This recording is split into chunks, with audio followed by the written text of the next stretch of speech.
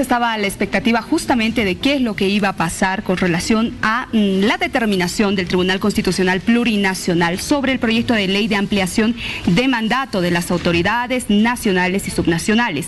Ya hay un pronunciamiento oficial. Sí, el tribunal ha señalado, o los magistrados han indicado de que es viable, es constitucional una prórroga de mandato. Queremos hacer un análisis más profundo de este tema y para ello hemos invitado a dos personalidades, el señor Jorge Richter, analista político, y al doctor Israel Gutiérrez, analista constitucional. Bienvenidos a ambos. Buenas noches. Buenas noches y un cordial saludo a toda la población. Bienvenido. Estimada Vania, buenas noches. Un fraterno saludo a la audiencia de Hora 23 y Bolivisiana. A ver, ¿esto era previsible, necesario? ¿Esta determinación todo el país la estaba esperando? Era previsible que podía ocurrir, pero fundamentalmente era necesario porque el país necesita un espacio de certidumbre en lo que va a significar este proceso de pacificación. El proceso de pacificación en Bolivia tiene varios elementos. Uno de estos elementos es el proceso electoral y dentro del proceso electoral está la prórroga de mandato. Era importante, pero sin embargo también tenemos que tener en cuenta otros factores de poder que son actores centrales en el conflicto que vive actualmente el país en esta crisis. Y esos factores de poder son los movimientos sociales, lo que ocurrió hace unos días atrás en Huanuni, el movimiento al socialismo, las declaraciones del señor Evo Morales, que han señalado de forma taxativa que ellos no están de acuerdo con la prórroga del mandato. Esto va a ejercer una presión importante sobre la Asamblea Legislativa. En ese marco de cosas, ¿qué es lo que el país requiere? Requiere un espacio de diálogo político, de agenda política, que permita señalar cómo va a ser esta prórroga y cómo vamos a llegar al proceso electoral. ¿Cuáles, doctor Gutiérrez, habrían sido los fundamentos legales, constitucionales que se habrían empleado para determinar un fallo favorable? El Tribunal Constitucional en este fallo hace hincapié en el artículo 12 de la Constitución respecto a la estructura funcional del Estado y a partir de allí cómo es que debe funcionar el Estado plurinacional boliviano con sus 4 órganos de poder, y advierte una inminencia del vacío de poder y qué consecuencias tendría de fallar en contra de esta dualidad. ¿Qué establece? ¿Qué falla? Hay cosas muy interesantes en esta declaratoria de constitucionalidad que, si bien es vinculante, todavía requiere de un procedimiento legislativo. Si bien el día de hoy se anunció el tratamiento de esta notificación con la declaratoria de constitucionalidad al proyecto de ley, inicia la Comisión de Constitución en el Senado. Este informe de la Comisión de Constitución será remitido al Pleno Senatorial y del Pleno Senatorial a la Cámara Baja y posteriormente al plenario de la Asamblea. 3 instancias aún restan para que este fallo sea considerado en instancia legislativa. Si bien es vinculante, toma parámetros interesantes. ¿Y cuáles son aquellos? Si bien la Constitución dice 5 años de mandato para la presidente, ¿no?, en ejercicio, son días calendario, ¿no? Y entre los razonamientos del fallo establece que empieza el 22 de enero del 2015 y fenece el 21 de enero del año 2020. Entonces dice, además de esto, existe un proceso electoral en curso. Entonces le pide al Tribunal Electoral una copia legalizada de la resolución de sala plena respecto al calendario electoral, los plazos y las fechas probables, ¿no?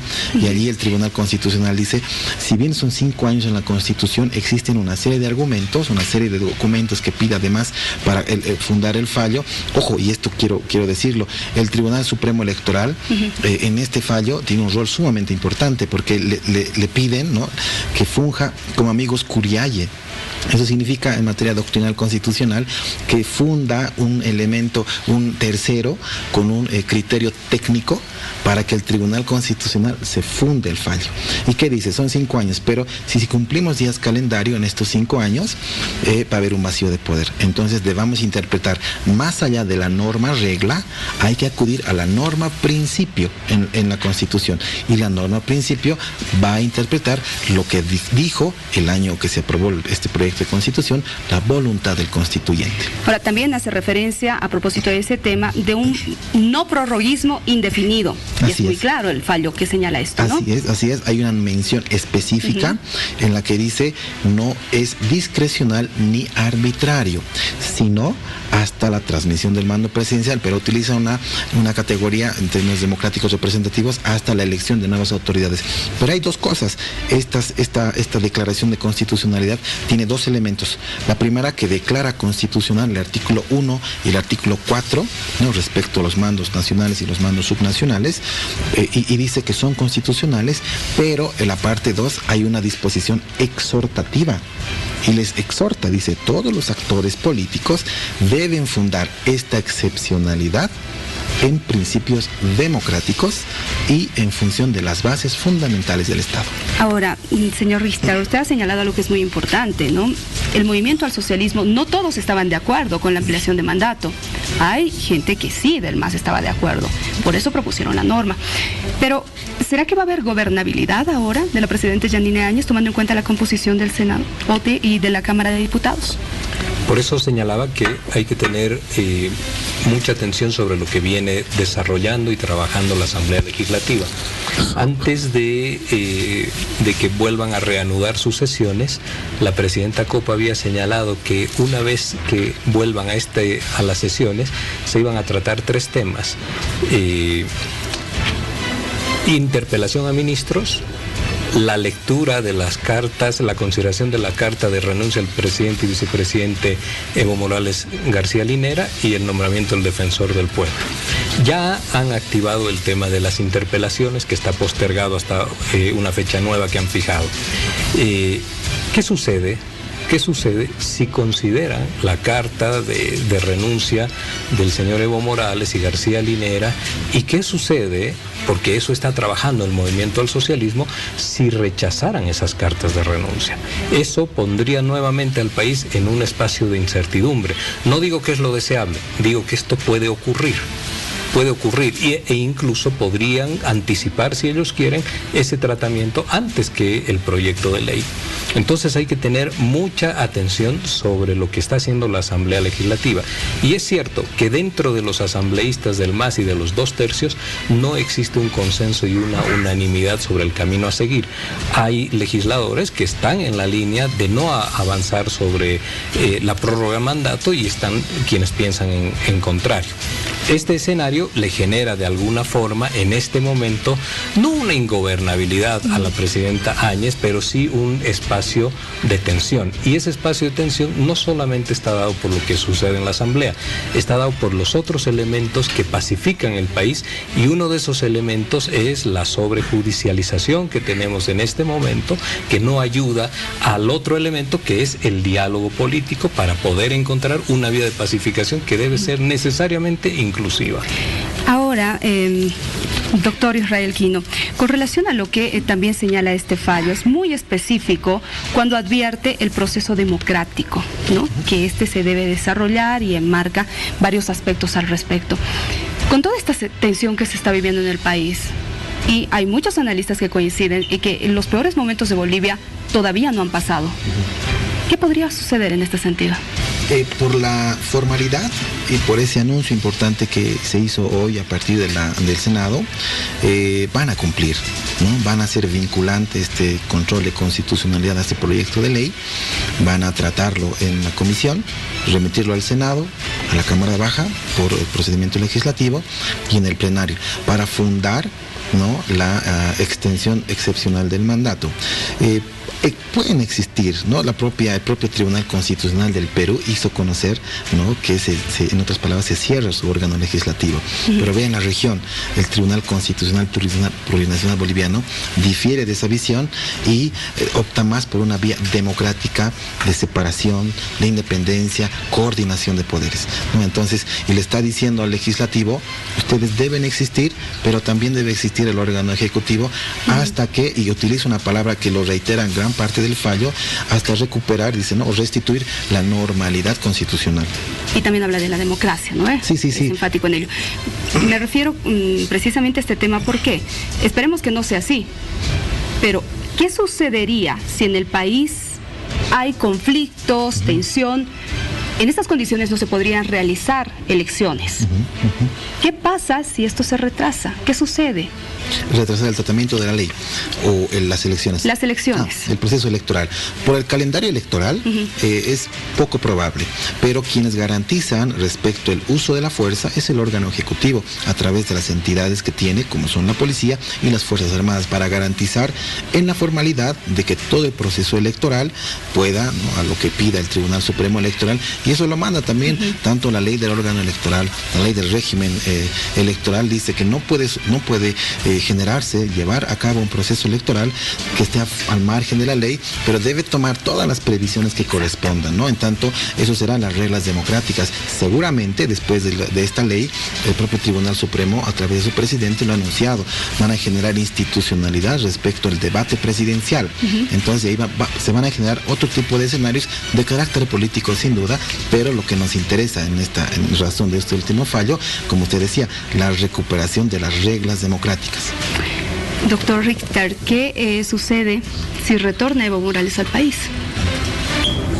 En este momento, cuando en el país tenemos una polaridad tan marcada y cuando existe esto que le he mencionado, la sobrejudicialización, y hay una evidente, clara persecución de dirigentes políticos vinculados al movimiento al socialismo, no solamente lo menciono yo, también, por ejemplo, un editorial del periódico Página 7, que es bastante benevolente con las acciones del gobierno, lo ha señalado, ¿no? Hay unos excesos, y estos excesos también han sido anotados por los intermediadores internacionales, Naciones Unidas, Unión Europea, donde se ha advertido que esto no ayuda a la construcción del diálogo.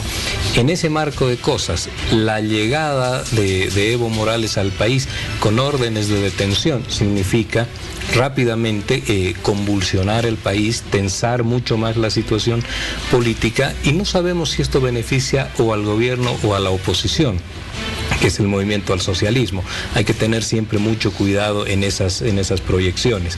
En todo caso, decirle que si la presencia de Evo Morales hoy en el país, ya estando en la Argentina, es algo que tensa y que dificulta las relaciones políticas en Bolivia, en el país esto alcanzaría un factor casi exponencial, y obviamente los dos grandes sectores, que es el movimiento al socialismo y la izquierda boliviana, y todos los partidos de centro derecha que aglutina al resto de los partidos, el enfrentamiento sería todavía mayor.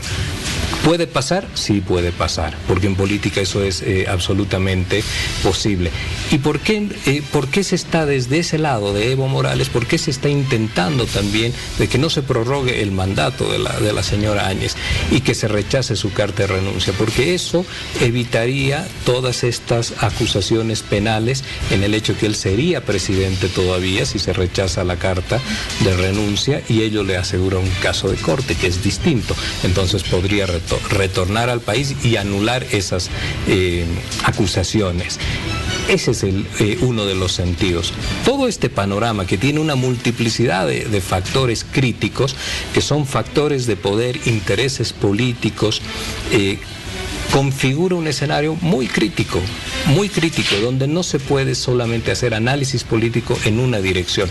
Hay múltiples posibilidades de lo que puede ocurrir, como por ejemplo que la Asamblea Legislativa, insisto en esto, quisiera tomar ese camino de no aceptar la prórroga o de diferirla en el tiempo y tratar primero lo del señor Evo Morales, que es la presión de los movimientos sociales, del Pacto de Unidad, etcétera. Por eso hay que ver con mucha atención cómo se están moviendo estos factores. Ahora, Argentina también, ya las autoridades de Argentina han emitido un pronunciamiento y le han pedido al señor Evo Morales que baje ese tono beligerante que ha tenido los últimos días en el país. ¿Qué significa esto? ¿Es posible que le puedan quitar el derecho que le han dado de asilado?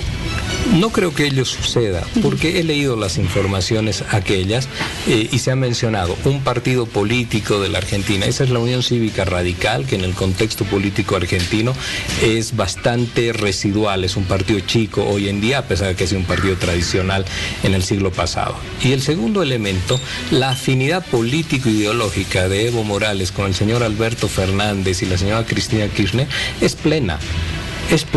y esa solidaridad le va a permitir a Evo Morales todavía hacer algo más, como por ejemplo el acto que él ha anunciado para el 22 de este mes en el estadio de San Lorenzo, del cual el ministro de Deportes de la Argentina es una figura descollante de ese equipo. Entonces hay una red de vínculos y de relaciones que le permiten desenvolverse con facilidad. Al parecer ya estas declaraciones del señor Evo Morales está trayendo dificultades a la Argentina, porque 2 delegados del gobierno argentino le han pedido esto al expresidente de Bolivia. Ahora, su mismo partido también lo está haciendo. Le ha pedido al expresidente de que evite tensionar esta situación porque estaría perjudicando al MAS. Hay corrientes, ¿no? Unas aquellas que usted señala y otras que proclaman, ¿no? Y eso se ve no solamente en redes, porque es el principal medio de información digital que utiliza el ahora expresidente, y hay posicionamientos también de sus propios partidarios, legisladores, ahora entendiendo con esta sentencia que se van a quedar por lo menos medio año más, ¿no? Y hay que ver qué rol protagónico tienen a partir de esto. Si continúan en esa línea, unos respecto de la crítica y otros respecto del apoyo al expresidente, y ver en función a cómo organiza su próximo binomio presidencial que va a asumir las elecciones generales. Ya para cerrar, por favor, señor Richter, ¿qué opina usted de esta conformación preelectoral de los partidos políticos? ¿Considera que se están abocando más ya a conformar sus alianzas, están en esta tarea, que más bien buscar una solución al país en estos momentos que todavía no hay tranquilidad, ¿no es cierto? Hemos estado todavía en incertidumbre hasta que se ha emitido este fallo. Hay 2 elementos ahí que mencionar. El primero es que la elección que viene no es una elección de programas de gobierno, es una elección de determinar la forma de organización política de la democracia que quieren los bolivianos. No representa lo mismo el movimiento al socialismo que los partidos de centro y hacia la derecha.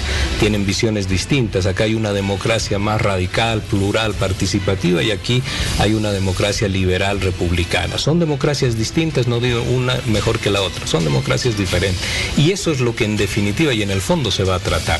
El segundo elemento es que los bolivianos no solamente necesitamos el proceso electoral, fundamentalmente necesitamos un proceso de pacificación del cual no hemos empezado todavía, porque no es lo mismo la tranquilidad, que es una situación de ausencia de manifestaciones, bloqueos y marchas, que un proceso de pacificación que es un elemento de inclusión entre bloques políticos, sociales y étnicos, como en el caso boliviano. Eso es lo que nosotros debemos tratar. Y dentro del proceso de pacificación en Bolivia, las elecciones y el proceso electoral es uno de los elementos. Y ahí el otro elemento que nos está faltando es la capacidad desde el gobierno, desde el movimiento al socialismo y el resto de actores políticos, de tratar eso en la vía del diálogo, no amenazar con marchas e incendiar el país, no sobrejudicializar la política con persecuciones, porque eso no genera encuentro, eso lo único que genera es confrontación y resentimiento, es insostenible en el tiempo. Necesitamos dialogar entre diferentes que vivimos en Bolivia para encontrar una forma de coexistencia pacífica mínima.